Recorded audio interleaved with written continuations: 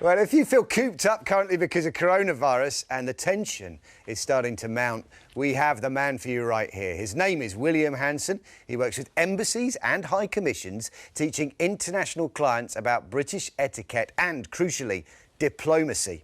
He's here to take his techniques from heads of state to the garden gate. Welcome to the show, William. Thank you for having me.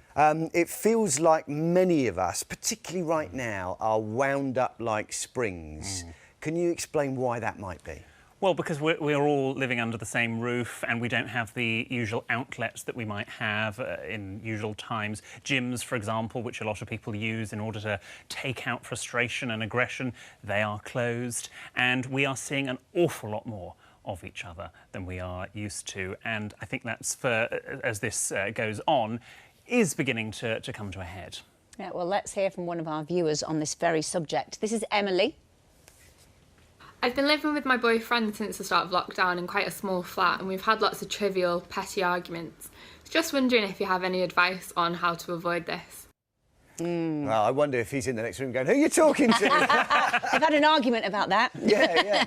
OK, how to approach that? Small spaces, very Well, at least Emily is aware that they are trivial, so that's half the battle. You could perhaps use humour to diffuse the triviality, maybe go for a walk if it gets too much, and once you've done one walk around the block, by the time you come back, it's not as trivial. But also, you could try to minimise conversation during the day, certainly Monday to Friday, when you're maybe working from home or doing your own projects. So you save your conversation up until later on in the day. So there is almost a little moratorium on conversation, so that actually you have got things to talk about over dinner.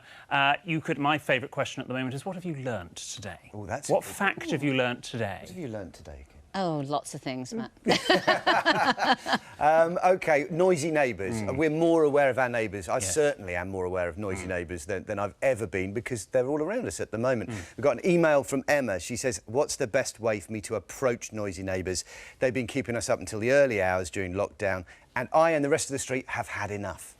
I would like to give those neighbours, or any noisy neighbours, the benefit of the doubt that maybe they're unaware of their actions. So I would, if you're going to approach them, don't all go as a great big mob to go and tell them off. It really should be one-to-one, so you minimise the embarrassment for them and keep it very emotion-free, very factual, and say, this is what you're doing. Are you aware that it's causing this? As I say, give them the benefit of the doubt. If you go in all guns blazing, you're probably going to get a slightly terse, aggressive response. But actually, if you're civil and polite, hopefully they're going to be civil. Simple messages, one-to-one, it's too loud. That's the key. Right. Absolutely. Well, let's turn the tables on this one then. Say that I'm planning on having the family round. You know, we're going to fire up the barbecue, we're going to have some music on. Would it be worth me going to the neighbours and trying to smooth things over in advance? Yes, I think tell them in advance that what's going to happen, and that it might be slightly noisier outside. Obviously, if it's every night, that's a different matter. But if it's sort of once a week, I don't see any reason why people would have a problem with that. You might, if you get on well with them, might want to invite them round as well. That's a good way for them to always to not have any issues with it. And also give them a time when the noise is going to stop. I would suggest 9 o'clock on a weekday, 10 o'clock on a weekend, and you tell them. But of course, stick to whatever you say and agree with the neighbour. It's fascinating, William. All of these things you've learnt from heads of state and, you know, in politics and the rest of it, you're now bringing, and that's useful for stuff in their own homes. Yes, good manners is just about other people, and it's putting other people first, yourself second, and treating people with kindness and respect. And that's timeless, classless and priceless. A great message. Yeah, brilliant. Thank you so much, William. Thank you.